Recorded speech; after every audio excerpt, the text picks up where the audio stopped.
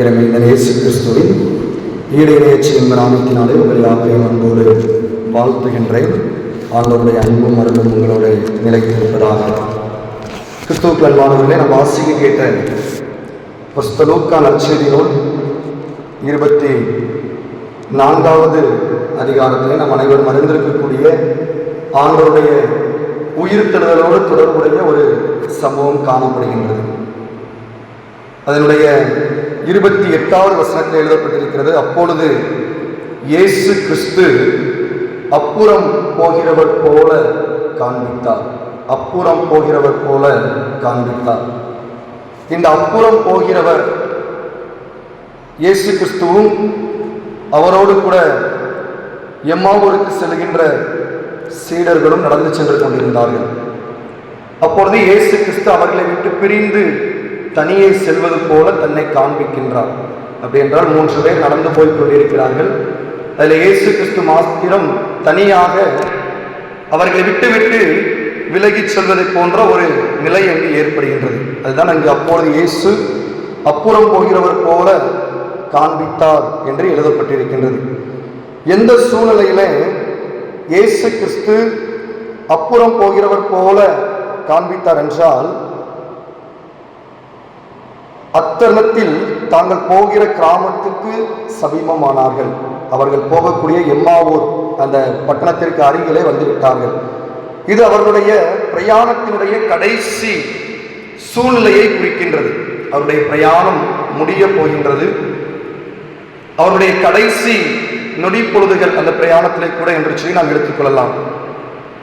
அந்த கடைசி மணித்துளிகளிலே இயேசு கிறிஸ்து அவர்களை விட்டு பிரிந்து செல்வதை போன்ற ஒரு சூழ்நிலை. இரண்டாவது நாம் பார்க்கின்ற பொழுது, ஆண்டவராக இயேசு கிறிஸ்து அநேக வேத வாக்கியங்களை அவர்களோடு பேசிக்கொண்டு வந்தார். அந்த வேத வாக்கியங்கள் எல்லாம் அவர்களுக்கு புரியாத ஒரு சூழ்நிலையிலே அரைகுறையோடு அவர்களை விட்டு அப்புறம் போகிறவர் போல தன்னை காண்பிக்கின்றார். அநேக வேத வாக்கியங்களை, மோசையினுடைய வார்த்தைகளை, தீர்க்கதரிசியுடைய வார்த்தைகளை அவர் சொல்லியும் அவர்களுக்கு இன்னும் விளங்கவில்லை, புரியவில்லை.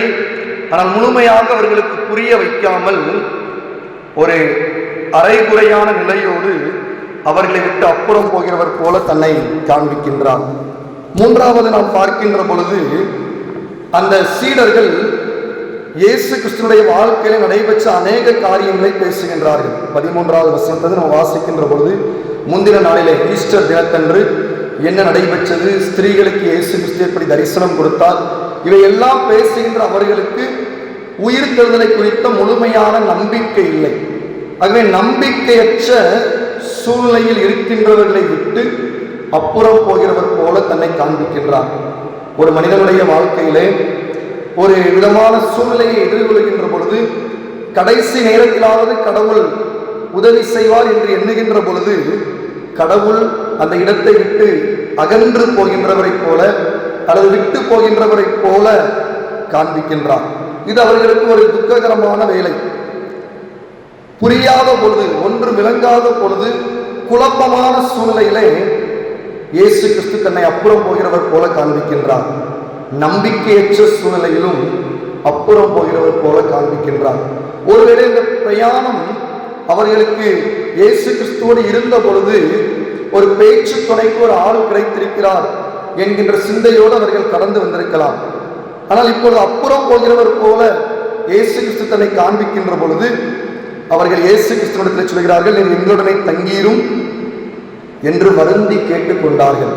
அவர் இயேசு கிறிஸ்து என்று அறிந்து அவர்கள் இயேசுவே இங்கு இருக்க சொல்லவில்லை. நம்மோடு வழி பேச்சு துணைக்கு வந்தவர், நேரம் இருட்டாயிற்று, அவரை தனியே அனுப்ப வேண்டாம் என்ற அந்த சிந்தனை தான் இயேசுவை எங்களோடு இரும் என்று சொல்லி அவரை வருந்தி கேட்டுக்கொண்டார்கள். வருந்தி கேட்டுக்கொண்ட பொழுது ஆண்டவர் அவர்களோடு தங்கி இருக்கின்றார். கிறிஸ்துவுக்கு அன்பானவர்களே, இந்த கிறிஸ்து உயிர்த்தெழுந்த திருநாளுக்கு பின்வரக்கூடிய திங்கட்கிழமையில ஆண்டவர் நம்மை பார்த்து பேசக்கூடிய காரியம், பல நேரங்களிலே இயேசு கிறிஸ்து நம்முடைய வாழ்க்கையில அப்புறம் போகிறவர் போல நமக்கு தோன்றினாலும் அவரிடத்துல நீர் எங்களுடனே தங்கியிரும் என்று சொல்லி நாம் வருந்தி அழைக்கின்ற பொழுது அவர் நம்மோடு இருக்கின்றவர். நம்முடைய வாழ்க்கையிலே நாம் சந்திக்கின்ற பலவிதமான சூழ்நிலைகளிலே இது கடைசி மணித்துளி, இதுல எப்படி காரியம் முடியும் என்று நாம் எண்ணுகின்ற பொழுதும், அல்லது நம்பிக்கையற்ற நிலைமையில இருக்கின்ற பொழுதும், நடைபெறுகின்ற காரியங்களை, கேள்விப்படுகின்ற காரியங்களை நம்மால் விளங்கிக் கொள்ள முடியாத குழப்பமான சூழ்நிலையிலும் கடவுள் நம்மை கைவிட்டது போல, அப்புறம் போகிறவர் போல காணப்பட்டாலும் நாம் ஏறெடுக்கக்கூடிய ஒரு சின்ன ஜெபம், நீர் எங்களுடனே தங்கியிரும். அந்த ஜெபம் இயேசுவை நம்மோடு தொடர்ந்து பயணிக்க வைக்கின்றது. அன்று ராம் முழுவதும் அங்கு அவர்களோடு தங்கி இருக்கின்றார். அவர்களுக்கு ஒரு அடையாளத்தை காண்பிக்கின்றார். நம்பிக்கையற்ற அவர்களுக்கு, குழப்பமான சூழ்நிலையில் இருந்த அவர்களுக்கு, தங்களுடைய பயணத்தை முடிக்கக்கூடிய அந்த கடைசி மணித்துளிகளில் அங்கு அவர் தங்கி இருந்தபடியினாலே அவர்களுக்கு ஒரு அடையாளத்தை காண்பித்தார். என்ன அடையாளம்? அதுதான் திருவிருந்து என்னும் அடையாளம். அவர்களோட அவர் பந்தி இருக்கையில் அவர் அப்பத்தை எடுத்து ஆசீர்வதித்ததை விட்டு அவர்களுக்கு கொடுத்தார். இந்த அப்பத்தை எடுத்து ஆசீர்வதித்து விட்டு கொடுப்பது என்பது இயேசு கிறிஸ்து காட்டிய மாதிரி.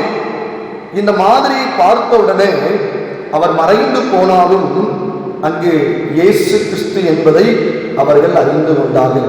அவருடைய கண்களுக்கு அடுத்து இயேசு கிறிஸ்து புலப்படவில்லை, உருவ ரீதியாக அவரை பார்க்கவில்லை.